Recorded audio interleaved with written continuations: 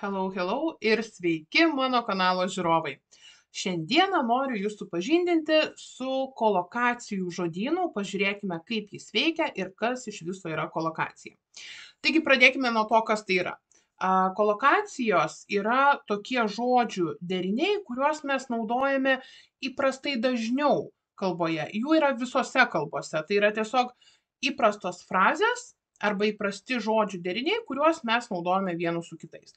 Taigi, mokantis kalbos, šiuo atveju mokantis anglų kalbos, yra labai pravartu žinoti kolokacijas. Yra visai neblogas dalykas, kai jūs mokotės naujus anglų kalbos žodžius ir jei turite laiko, norite pasigilinti į vieną ar kitą žodį, yra labai naudinga pažiūrėti, su kokiaisgi kitais žodžiais arba frazėmis arba posakiais yra naudojamas tas žodis. Labai nemažai tokios medžiagos galima rasti ir įprastose internetinėse žodynuose, tačiau kolokacijų žodynas, jūs pamatysite, po to mes pažiūrėsime į keletą žodžių, išskiria būtent tam tikrus žodžių derinius, kurie skamba angliakalbiams žmonėms, skamba kur kas natūraliau, kur kas įprasčiau. Ir taip jūs, žinodami kolokacijas, nedarysite klaidų, kurios yra vadinamos žodyno klaidos. Kai mes, pavyzdžiui, parenkame netinkamą žodį, ar ne? Ir kartais būna, kad maišosi make ir do, kartais būna, kad maišosi, tarkim, easy ir light ir kiti panašios reikšmės žodžiai, kurie nėra naudojami su tam tikrais kitais žodžiais. Taigi, šis puslapis freecollocation.com, jūs matote viršuje pavadinimą. Nenustebkite, kad jūs, kai įsijungsite, matysite, kiek reklamų šiame puslapyje. Tai yra labai natūralu, nes puslapis vis dėlto išsilaiko iš reklamų, juo galime naudotis nemokamai. Tiesiog dabar filmuojant, aš tas reklamas išjungiau, kad jum neblaškytų dėmesio, ar ne? Ir mes pažiūrėsime į keletą paprastų žodžių, labai parinkau paprastus žodžius, bus keletą daiktavardžių, būdvardis ir keli veiksmažodžiai. Taigi, pradėkime nuo kažko labai paprasto ir į langelį mes rašom žodį student. Taigi, pažiūrėkime, ką mes čia matome ir tas pagrindinis dalykas, į ką mes atkreipsime dėmesį, ar ne, yra taip, ne, mes turim student, tai yra daiktavardis ir dabar yra trys grupės, šiuo atveju trys grupės žodžių, į kuriuos atkreipia dėmesį kaip į kolokacijas. Visų pirma, tai yra adjective, būdvardis. Taigi, pateikiama kartais ir pavyzdžiai, ir sakinių pavyzdžiai, tai tarkim mes turim brilliant student, good student, ar ne, kai kurios iš žodžių mes tikrai žinom, taip pagal gerumą, ar ne, tarkim college student, school student, university student, ar ne, pagal tai, kokioje vietoje mokosi studentas ar mokinys, full time arba part time student, ar ne, vėlgi tai yra žmogus, kuris mokosi pilną darbo dieną pilnai, ar tik dalį laiko, first year student, second year student, etc. Ir taip toliau reiškia, kai mes naudojame first year arba second year, tai yra pirmo kurso studentas, antro kurso studentas, third year student, fourth year student. Toliau turime įvairius studentų laipsnis, ne? Graduate, postgraduate, research student, doctoral student, MA student, ne? Mature student, ne? Su jau subrendęs vyresnėme amžiuje besimokantis mokinys studentas. Pavyzdžiui, he studied metallurgy as a mature student. Ne? Toliau yra dar ne pagal dalykus, kuriuos mokosi, arba overseas student, kai studentas studijuoja kažkokioje kitoje užsienio šalyje. Taigi čia buvo grupė būdvardžių, su kuriais žodis student yra labai dažnai naudojamas. Pažiūrėkime, student ir daiktavardis, ne? So, student nurse, student teacher, student number, student population, daug įvairiausių student life, ar ne? Pavyzdžiui, thoroughly enjoying student life. Tai ką mes lietuviškai vadiname studentavimu, ar ne, studentiškas gyvenimas. Student grant, studentų stipendija. Student loan, studentiška studentų paskola. Ne, daug įvairiausių, vėlgi toliau apgyvendinimo vietos, ką mes naudotumėm. Student accommodation, student dormitory ir taip toliau.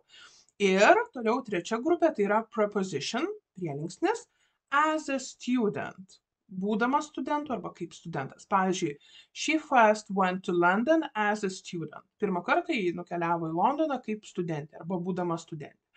Taigi, aš parinkau labai paprastą žodį tam, kad jūs galėtumėt pažiūrėti ir maždaug žinodami ar ne žodžius, kad nebūtų nieko sudėtingo, kaip mes būtent susipažįstame su tomis kolokacijomis. Pažiūrėkime dabar į kitą daiktavardį, šiek tiek sudėtingesnė, ar ne, kad būtų šiek tiek sunkiau, nors žodis pats nėra sudėtingas, tačiau žodis key, raktas, turi keletą reikšmių. Visų pirma, tai raktas durims, jeigu mes kalbame apie durų raktą. Toliau key reikštų mygtukas arba klavišas, ką mes turime klaviatūroje, ne, kompiuteryje. Explanation of a symbol, tai yra raktas kaip reikšmė, ar ne, paaiškinant kažkokį simbolį. Toliau, decisive factor, jeigu mes kažką tai, tarkim, sprendžiame, norim kažkokį tai priimti sprendimą, tai kažkoks key esminis faktorius, esminis dalykas, ką mes turim sužinoti, norint priimti sprendimą. Taip pat yra žodis key ir galiausiai tai yra muzikinis raktas, ne? Žodis, terminas, kurį mes naudojame muzikoje.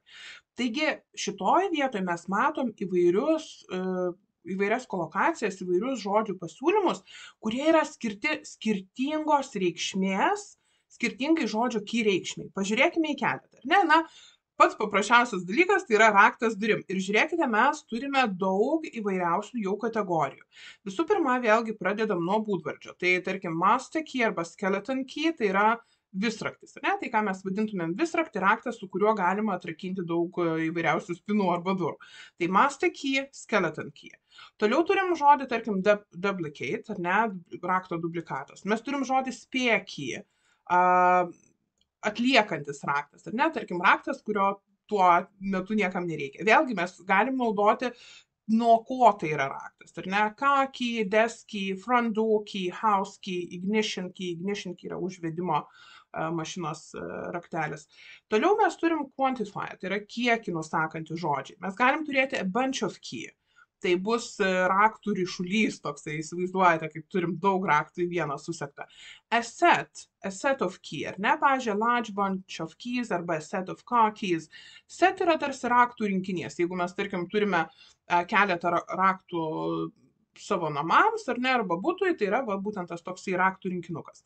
Toliau, jeigu mes kalbame apie veiksmažodį su žodžiu key, tai ką mes galime daryti? Turn the key, ar ne, pasukti raktą. Mes galime insert a key, įkišti raktą, arba put in. We can remove, mes galime išimti, ar ne, paimti, arba take out a key. We can use a key, ar ne, mes galime panaudoti raktą. Toliau, bet čia atkreipkite dėmesį, buvo veiksmažodis ir žodis raktas. O toliau mes turime raktas ir veiksmažodis. Ar ne, tai key open, key unlock. Ne, tik tiek, kad naudotumėm įprastai su sakinyje, tikriausiai bendratimi, kaip pavyzdžiui pavyzdį you need a key to open the garage, arba you need a key to lock, arba unlock the garage, ne? Vėlgi, pasukti raktą, atrakinti kažką. Toliau žiūrėkime, su kokiais prielinksniais naudotume žodį key, jeigu kalbame apie raktą. With a key, ar ne? You have to close it with the key. Tu privalai jį uždaryti su raktu, užrakinti su raktu. Ar ne? Arba raktas kam skirtas? Key to the front door. Raktai priekiniams durims, ar ne? Ir frazė, posakis, get a key cut. I'll get another key cut so that you can have one. Tai key cut yra tiesiog, kai mes padarome, išpjauname naują raktą. Tiesiog pasidarome naują raktą, ne? Tai visi šitie collocations yra susiję būtent su durimis ir durų raktu. Pažiūrėkime, kaip yra su, tiesiog visų vėlgi nežiūrėsim, jūs galite labai pasižiūrėti ir paanalizuoti kiekvieną ar ne reikšmę, bet, pavyzdžiui, keletą reikšmė, jeigu mes kalbame apie kompiuterio klaviatūrą. Ir vėlgi, jeigu tai yra būdvardis, tai mes nusakome, kas tai yra per mygtukas. Tai gali būti backspace, tai gali būti control key, delete key, shift key ir taip toliau, ar ne? Jeigu mes kalbam apie kiekį, tai yra row, the top row of keys, viršutinė eilė mygtukų, ar ne, klaviatūroje. mes galim naudoti veiksmažodį, ką daryti su tuo klaviatūros mygtuku, ar ne? Ir jeigu jūs išmokstate žodį, klaviatūros ar ne, kompiuterio mygtukas, nes kartais klaviatūra, jeigu tai yra atskirai, jeigu mes kalbame apie, tarkim, nešiojamą kompiuterį, tai yra tiesiog kompiuterio mygtukas. Kągi galima su jais daryti? Nes, ar ne, kaip paspausti, kuris žodis būtų naudojamas, tai mes matome, kad galime naudoti ir hit, galime naudoti ir press, kas ir prastai yra. Galime naudoti touch, paliesti mygtuką. Galime naudoti hold down, tai yra užspausti, paspausti, ne, laikyti ilgiau. Galime naudoti release, paleisti, ne, kartais reikia paspausti ilgiau, palaikyti ir paskui atleisti. Tai naudotume release. Ar ne? Ir čia mes matome įvairius žodžius, kurie yra visiškai skirtingi, ar ne? Ir matom, jeigu veiksmažodžiai, kalbant apie kompiuterių mygtukus, yra visiškai skirtingi nuo tų veiksmažodžių, kuriuos mes naudojame kalbėdami apie įprastą raktą. Visiškai kitokie bus žodžiai, jeigu mes kalbėsim apie muzikinį terminą, ar ne? Tada bus, tarkim, change, pakeisti, ne toną, pakeisti raktą ir taip toliau. Gerai, pažiūrėkime į būdvardį. Ir paprastas irgi būdvardis, kad nebūtų labai sudėtingai, mes turime būdvardį careful. Careful yra atsargus ir įprastai, jūs atsimenat, ne, buvo, pradžioje būdavo būdvardžiai, tai šiuo atveju būdvardžio neturim, nes pats careful yra būdvardis ir pradedame nuo veiksmažodžių, ne, kaipgi būti atsargiam. Tai be, paprasčiausiai to be careful, make somebody careful, kažką priversti būti atsargiu, ar ne? Pavyzdžiui, bitter past experience had made her careful of what she confided to Nadia. Okay? Toliau, adverb, prielinksnis, kaip atsargus. Awfully careful, siaubingai atsargus. Especially careful, ypatingai atsargus. Really careful, tikrai atsargus. Very careful, labai atsargus. Ne? Jeigu čia mes turim tokius pastiprinančius žodžius, ar ne? Toliau, jeigu tai yra tik trupučiuką careful, mes galim sakyti a bit careful, a little careful, fairly careful, quite careful, ar ne? Vėlgi, nagrinėjimas šito collocation žodyno duoda labai daug įvairių reikšmių ir tuo pačiu jūs išmokstate ir naujų žodžių, ir naujų frazių, ką galima pasakyti, panaudoti ar ne kalboj. Scrupulously careful, skrupulingai atsargus. Ir taip pat mes turim prielinksnius about, ar ne, jeigu mes sakom atsargus su kuo arba siejant su kuo. Pavyzdžiui, she was quite careful about how she spoke to him. Ji buvo labai atsargi, lietuviškai sakytumėm dėl to, kaip ji su juo kalba, ne? O angliškai mes naudojame about. Ne? Careful about something. You have to be careful about your studies. You have to be careful about your driving. Ne, tai naudojame žodelį about. Kitas variantas naudoti žodelį of. She is very careful of his reputation. Vėlgi, jinai labai atsargi labai rūpestinga dėl jo reputacijos. She is extremely careful with money. Mes galim naudoti žodelį with, kuris pasako, su kokiais dalykais žmogus yra atsargus, ar ne? Pavyzdžiui, she is extremely careful with money. She is extremely careful with clothes, with new clothes. Jeigu mes kalbame apie vaiką, tarkim, she is extremely careful with her toys. Ne? Ir tokiu atveju naudojam žodelį with. Taigi, iš tų collocation mes gaunam ar ne ir įvairių variantų, įvairių prielinksnių, kuriuos mes galime naudoti, kalbant apie vieną arba kitą žodį. Gerai, keliaukime prie veiksmažodžių ir imame veiksmažodį jump, šokinėti, šuoliuoti. Nekalbam apie daiktavardį, bet vėlgi, ar ne, matome, jeigu kartai žodis turi angliškai, kas nėra labai neįprasta, kad tas pats žodis yra ir daiktavardis, ir veiksmažodis. Tai čia taip pat jump yra ir šuoliukas, šokinėjimas ir jump yra šokinėti. Ne? Tai jeigu mes atkreipsime dėmesį į tik tai veiksmažodį, tai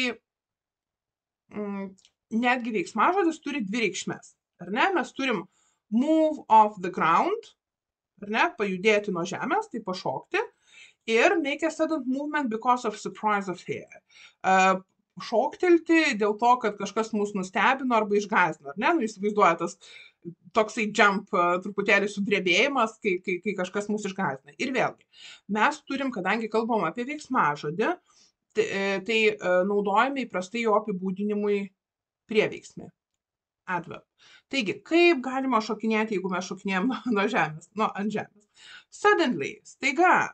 Taip pat, kai mes kalbam apie kryptį, ar ne, galim jump about, jump around, jump back, jump down, jump in, jump off. Priklausomai nuo to, kur mes šokame, ne? Nes jeigu jump about, tai mes šokinėjom apie kažką. Jump about, I don't know, a chair. Jump around irgi būtų kažkas panašaus, ar nėra tų šokinėjom. Jump back, šoktelti atgal.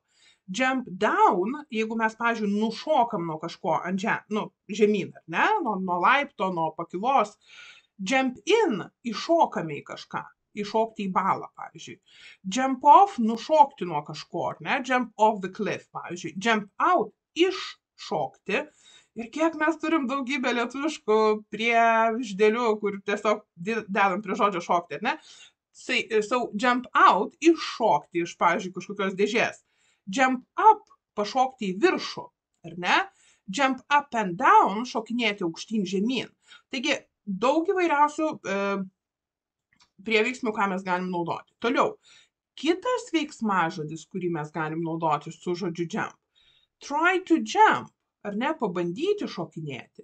He tried to jump back on board, ar ne, jis pabandė užšokti atgal ant lentos. Toliau, turime prielinksnių vėlgi. From, nušokti nuo kažko, ar ne? He had to jump from a first floor window, ar ne? Jis turėjo nušokti nuo lango. Vėlgi turim into, off, on, onto, through ir taip toliau. Dabar, jeigu mes kalbame dabar apie tą baimės tokį, ir iš tikrųjų, kuo būna žodis su keistesnė, neįprasta reikšme, to tie collocations būna įdomesni. Nes, tarkim, paprastas šokinėjimas, ar ne, nu, tai jis yra labai logiškas ir lietuvių kalboje mes taip pat sakytumėm, ar ne, nušokinėti nuo, ant, prieš, už ir taip toliau. O dabar, kai mes turime tokią keistesnę, ar ne, neįprastą reikšmę, sudrebėti, pašokti iš baimės arba nuostabos, tai vėlgi ir tie paaiškinimai, tokie pavyzdžiai būna collocation įdomesni, ar ne, tai almost jump arba nearly jump, ar ne, mane taip išgąsdino, kad aš vos nepašokau iš baimės. Make somebody jump, ar ne, priversti kažką pašokti iš baimės. He crept up behind me and made me jump. Jis prisėlino prie manęs iš nugaros ir privertė mane šoktelti. Ir taip pat phrases jump out of your skin. Įsivaizduokit, perkeltinė prasme, žinoma, iššokti iš odos, ne? I nearly jumped out of my skin when he told me. Aš vos neiššokau iš odos, kai jis man tai pasakė. Vėlgi, visiškai perkeltinė prasme, bet jeigu mes norim pasakyti, kad kažkas mus taip išgąsdino, taip nustebino, mes galim naudoti jump out of your skin arba out of my skin, priklausomai nuo to, kas yra veikėjas. Okay? Tai tiek daug visokių įdomybių. Ir dar vienas paskutinis jau pavyzdys, vėlgi veiksmažodis. Tai yra paprastas žodis write, ne, rašyti, bet vėlgi mes matome, kad turime dvi skirtingas grupės pagal reikšmes. Tai visų pirma, write yra form letters and words on paper, tai yra tiesiog formuoti raides, rašyti raides arba žodžius ant popieriaus. Tai tas tiesioginis rašymo veiksmas, kai mes kažką rašome ar užrašome. Ir kita reikšmė, tai yra produce a piece of writing, ar ne, tarsi parašyti kūrinį, parašyti kažkokį tai rašymo, kad būtų rašymo ar ne rezultatas. Tai gali būti laiško rašymas, esė rašymas, rašinio rašymas, knygos rašymas, eilėraščio rašymas, bet šiuo atveju mes turime omeny ne patį rašymo procesą kaip rašymas ranka, ar ne, bet rašymas kaip kūrimas, ne, veikla. Taigi vėl, turime prieveiksmus, write clearly, write neatly, ar ne, apibūdinam, kaip yra rašoma ranka. Write busily, kai rašom labai greitai, reikia daug užrašyti. She was busily writing in an exercise book, ar ne? Jinai labai aktyviai rašė savo pratybose, pratimų knygoje. Write down, užsirašyti. I'd better write this down, otherwise I will forget it. Aš geriau užsirašysiu, nes galiu pamiršti. Write out būtų tarsi, mes lietuviškai kartais sakome išrašyti. Ar ne? Jeigu mes turime užsirašyti daug įvairiausių dalykų, tai ne tik užsirašyti, bet išrašyti, surašant viską, ką reikia, arba ypač jeigu atkreipiam dėmesį, kad tai turi būti gražiai užrašyta, ar ne? Tarkim, išrašyti gražiai pavadinimą kažkokios tai, nežinau, kavinės, ar ne? Skelbimų lentoje arba iškaboje. Toliau, turime veiksmažodį, kuris gali būti naudojamas su write, ar ne? Kągi galime daryti? Learn to write arba teach somebody to write, ar ne? Mokytis rašyti, mokyti kažką tai rašyti. On naudojamas prielinksnis. He wrote a list on the back of an old envelope. Jis užsirašė sąrašėlį ant seno voko kitos pusės. Ne? Taigi, šitie žodeliai. Toliau pažiūrėkime, jeigu mes kuriame kažkokį dalyką, ar ne, rašome. Write beautifully, ar ne, well, badly, clearly, vėl aiškiai. Tik šiuo atveju prieš tai tas clearly buvo aiškiai, kai mes aiškiai rašome raides, nepirpėckiom, nepritepliom ir aišku skaityti. Jeigu mes kalbame šitoje vietoje apie rašymą aiškiai, tai šioje vietoje reikštų, kad mintis yra dėstomos aiškiai, ar ne? Extensively, išsamei. He has written extensively on the subject. Jis plačiai aprašė esamą temą. Anonymously, ne, rašyti anonimiškai. Toliau, jeigu mes kalbam apie tokį kūrybinį rašymą, veiksmažodis su žodeliu write. Commission somebody to write. Čia reikštų užsakyti, pateikti užsakymą, kad kažkas parašytų. Pavyzdžiui, paskaitom čia pavyzdį. He has been commissioned to write a history of the town. Ne? Jam buvo užsakyta arba jis turėjo užsakymą aprašyti miesto istoriją. Ne? Kažkas tai paprašė arba kažkas tai užsakė, kad jis tai padarytų. Inspire somebody to write. Ne? Įkvėpti kažką rašyti. Prompt somebody to write. Prompt somebody to write būtų tarsi paskatinti kažką tai rašyti. Toliau preposition, about. Labai paprastas, ką mes ir lietuviškai naudotumėm rašyti apie kažką. A journalist who writes about problems. Ne? Žurnalistas, kuris rašo apie problemas.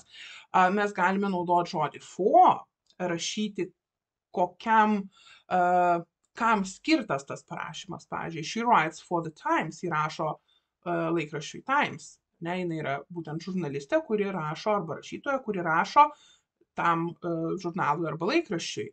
Of. She wrote of her life in Africa. Ji rašė apie ką? Apie savo gyvenimą Afrikoje. Ir on taip pat naudojame, jeigu kalbame apie temą, kurią rašome. He writes on political issues. Jis rašo apie politinės problemas. Taigi, pažiūrėjome į daug pavyzdžių, panagrinėjome juos kartu. Aš labai tikiuosi, kad būtent toksai išsamus panagrinėjimas ir šitas išsamus video padrąsins jūs truputėlį daugiau naudotis kolokacijų žodynu.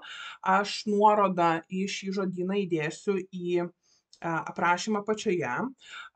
Tikiuosi, kad labai turėdami laiko, mokydamiesi žodžius, jūs tikrai pasinaudosite šiuo žodynu ir taip jūsų žodynas bus praplėstas ir jūs galėsite laisviau ir lengviau naudoti naujus žodžius, suderindami su kitais žodžiais, su kolokacijom.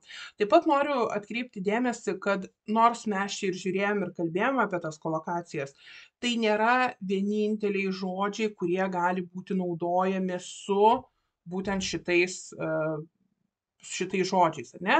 Tai pavyzdžiui, jeigu mes kalbam apie rašymą, tai nereiškia, kad apibūdinant rašymą mes galim naudoti clearly ir neatly ir busily ir down ir out, ar ne? Čia yra pateikiami dažnai naudojami arba dažniausiai naudojami tokie junginiai, bet žinoma, kad galima naudoti ir kitus žodžius. Tai nėra vien tik tai tie žodžiai, su kuriais galima naudoti, ar ne, žodžius. Tai yra tiesiog įprastai dažnai naudojami deriniai.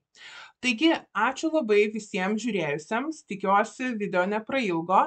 Jeigu gavote naudingos informacijos, būčiau labai dėkinga, jeigu paspaustumėt like mygtuką. Jeigu neprenumeruojate dar mano kanalo, tai taip pat būčiau labai dėkinga, jeigu paspaustumėt subscribe mygtuką, kad nepraleistumėte ateityje mano keliamų video. O dabar linkiu jums geros likusios dienos ir susimatysime kitos savaitės video. Bye bye everyone.